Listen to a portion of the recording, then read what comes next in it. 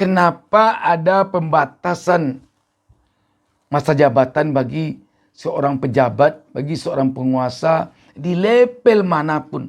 Mulai level paling rendah sampai level paling tinggi. Memang karena banyak yang harus dihindari. Terutama sekali adalah menghindari penyalahgunaan atau penyelewengan kekuasaan.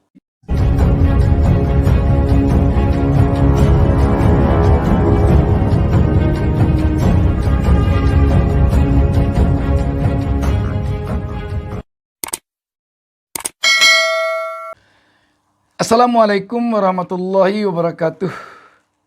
Kita jumpa lagi dalam kesempatan ini.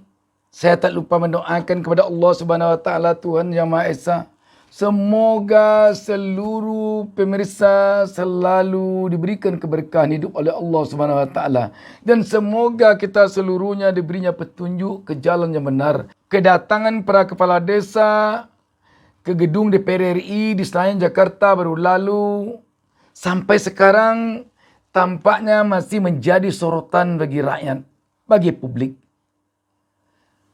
Terutama yang berkaitan dengan tuntutan mereka agar masa jabatan mereka yang selama ini 6 tahun diubah menjadi 9 tahun. Banyak menimbulkan pro kontra dari apa yang mereka sampaikan ini. Tetapi anehnya, sebelum DPR menentukan sikap apakah ditolak atau disetujui oleh DPR tuntutan para kepala desa ini, Presiden telah terlebih dahulu mengatakan setuju.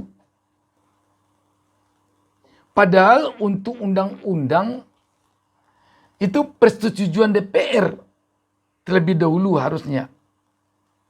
Ini persoalan mengubah undang-undang. Mengubah pasal dari undang-undang. Bukan hanya sekadar setuju tidak setuju saja. Jadinya publik tentu semakin bertanya, ada apa ini? Sahabat BN, kita baca sebuah berita tentang hal ini. Populis menurunkan berita pendukung Anies dan pendukung Ganjar kompak nolak perpanjangan masa jabatan Kades. Musni Umar _2. Jangan percaya mereka. Berita ini hari Sabtu 21 Januari 2023. Populis Jakarta. Tuntutan para kepala desa Kades se-Indonesia yang meminta agar masa jabatan ditambah jadi 9 tahun masih menjadi sorotan publik. Sebagian besar warganet menolak keras penambahan masa jabatan itu. Pada kasus ini, pendukung Ganjar dan pendukung Anies rutin memanfaatkan media sosial dengan kompak menyuarakan penolakan terhadap tuntutan para kades itu. Salah satu pendukung Anies yang merupakan mantan rektor Universitas Ibnu Khaldun, Musni Umar, turut menyuarakan penolakannya. Tuntutan kepala desa untuk diperpanjang masa jabatan 9 tahun jangan dipenuhi. Merusak demokrasi dan ciptakan raja kecil di desa. Cuitan Musni Umar di akun Twitter pribadinya pada Jumat 20 Januari 2023. Selain itu, ia juga meminta agar para politisi khususnya partai politik untuk tidak menggubris ancaman para kades terkait perolehan suara di pemilu. Pasalnya, menurutnya, pernah ada anggota DPR yang habis-habisan kerjasama dengan kader. Ini kades maksudnya, dengan kades agar menang. Namun ternyata malah kalah telak. Jangan percaya mereka bisa bantu dalam pemilu. Mereka terpilih pada umumnya karena politik uang. Ada 2 anggota DPR periode lalu habis-habisan kerjasama dengan kepala desa. Hasilnya kalah telak dalam pileg, ungkapnya.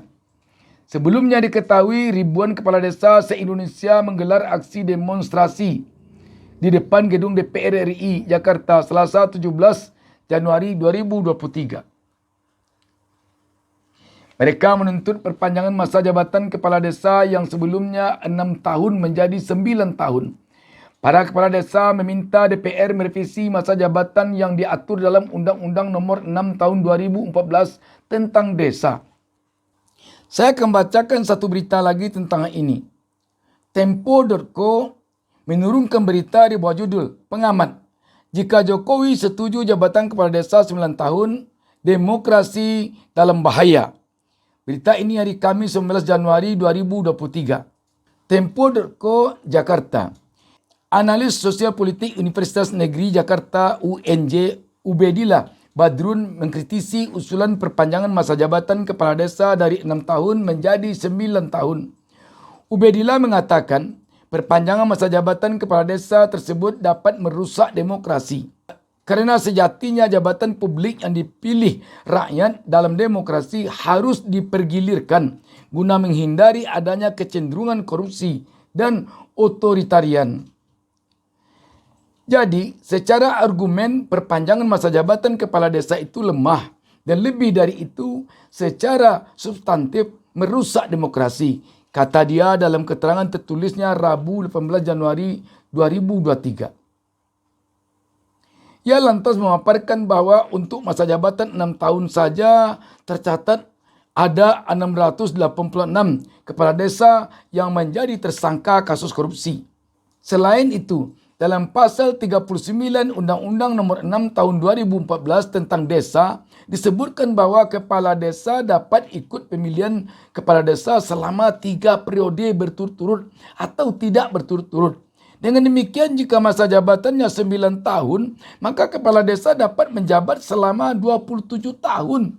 Berpotensi besar menjalankan praktik korupsi, ujarnya. Berdasarkan penelitian yang dilakukan oleh Lord Acton pada awal abad 20, disimpulkan bahwa kekuasaan cenderung korup dan kekuasaan yang absolut pasti korup. Jadi, usulan perpanjang periode menjadi 9 tahun itu ide yang bertentangan dengan demokrasi, sebab demokrasi menolak keras kekuasaan yang absolut dan kekuasaan yang tidak dipergilirkan melalui partisipasi rakyat, jelas Ubedillah. Jika sebagian kepala desa dan politikus PDIP Budiman Sujatmiko tetap menuntut adanya perpanjangan jabatan Kades menjadi 9 tahun dan disetujui pula oleh Presiden Joko Widodo atau Jokowi, menurut Ubedillah, maka ini merupakan tanda-tanda bahaya demokrasi. Jangan-jangan ada benarnya kalau usulan perpanjang periode kepala desa itu cara Jokowi untuk juga memperlancar upaya perpanjang periode kekuasaannya. Katanya, ia menegaskan bahwa ini adalah tanda bahaya demokrasi. Jadi, sudahlah 3 periode boleh seorang kepala desa mengikuti pilkades atau pemilihan kepala desa dan masa jabatannya malah sudah 6 tahun, tidak 5 tahun. Sekarang mau diperpanjang lagi menjadi 9 tahun. Berarti memang 27 tahun. Hampir sama dengan masa kerja ASN itu. Sahabat BN,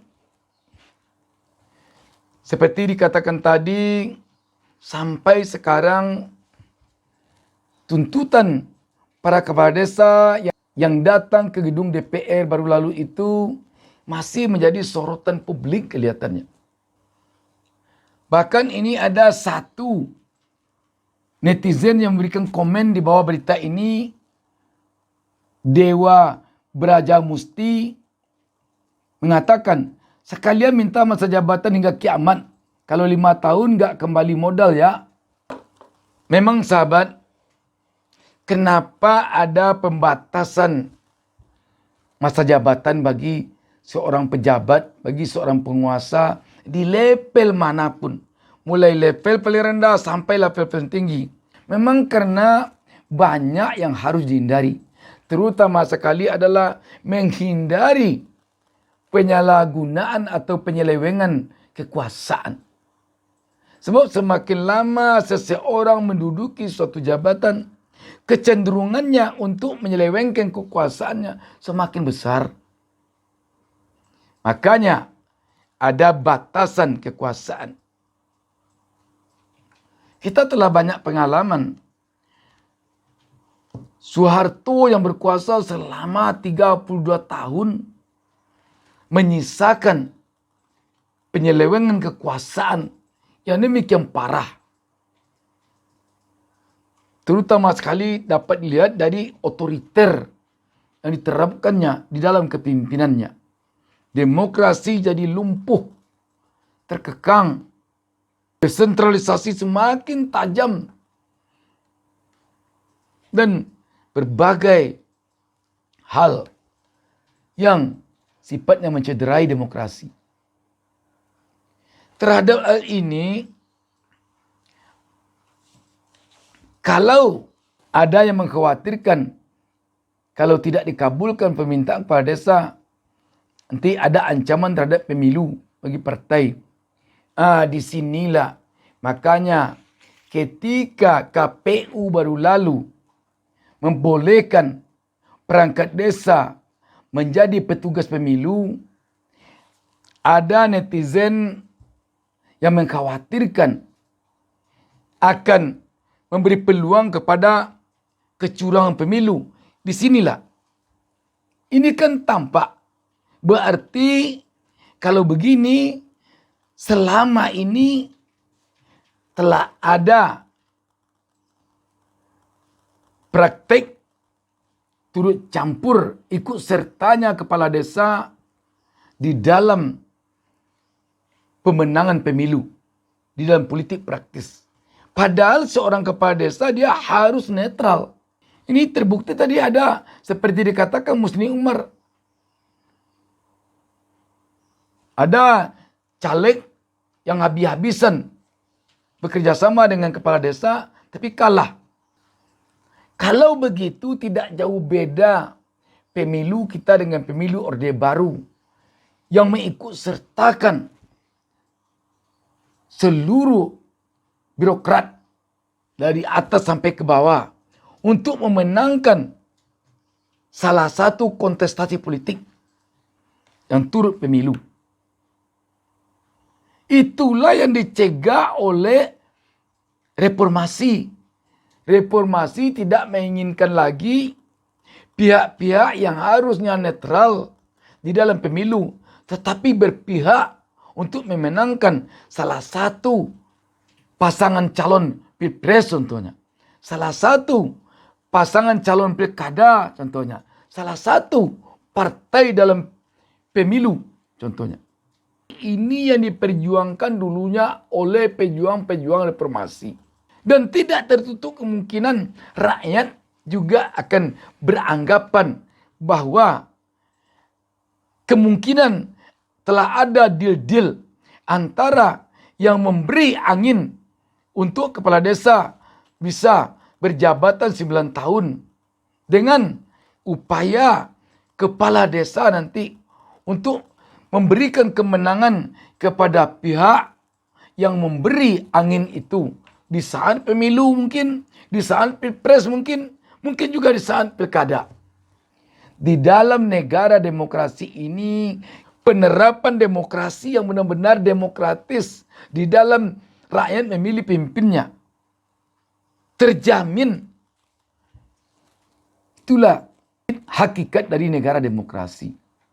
Tetapi kalau semuanya sudah pakai skenario untuk memenangkan pasangan calon pilpres, pasangan calon pilkada, partai yang ikut pemilu, dan yang menjadi tim suksesnya adalah aparat dari atas sampai ke bawah yang harusnya netral. Untuk apa kita menyebut negara demokrasi lagi? Untuk apa gunanya reformasi ini lagi? Jadi kalau sudah masuk ASN, perangkat desa, untuk menjadi petugas pemilu, kalau ada rakyat yang mengkhawatirkan akan terjadi kecurangan pemilu, itu mungkin perlu kita pertimbangkan kekhawatiran mereka itu. Oh, dengan alasan di desa tidak ada orang yang bisa. Apakah benar begitu? Apakah memang di desa itu seluruh tokoh masyarakat, seluruh orang-orang yang ada di desa itu yang berpendidikan, yang agak mampu sudah menjadi perangkat desa semuanya? Sudah menjadi ASN semuanya? Jadi kalau sudah ada skenario dari sekarang akan mengerahkan seluruh kepala desa untuk memenangkan salah satu pasangan calon, untuk memenangkan salah satu partai, untuk memenangkan salah satu pasangan pilkada. Dengan imbalan mereka diberi masa jabatan menjadi 9 tahun. Waduh, betapa kacaunya demokrasi kita jadinya. Dan besar kemungkinan, seperti kata Musni Umar tadi, kalau mereka berhasil nanti memenangkan calon atau partai yang mereka dukung itu, mereka juga nanti akan dengan leluasa akan melakukan penyelewengan kekuasaan. Mungkin juga korupsi. Karena mereka menganggap yang menang sekarang kan orang saya. Orang kita yang kita dukung. Berbuat apapun kita kan tidak masalah ini. Kita ada backingan. Ada yang mendekking kita. Bisa-bisa jadi begitu. Sehingga benar jadinya apa yang disampaikan oleh Musni Umar tadi. Akan sulit diberantas korupsi nanti di desa-desa. Padahal dana untuk desa itu bukan sedikit. Kita tentu berharap negara kita ini makin lama makin bersih. Kita tentu berharap perpolitikan kita makin lama makin bersih. Perpolitikan kita hendaknya fokus kepada upaya untuk memajukan bangsa dan negara. Bukan hanya sekadar untuk bagaimana agar bisa berkuasa. Walaupun dengan menghalalkan segala cara. Demikian, terima kasih. Wassalamualaikum warahmatullahi wabarakatuh. Jangan lupa subscribe. Jangan lupa subscribe.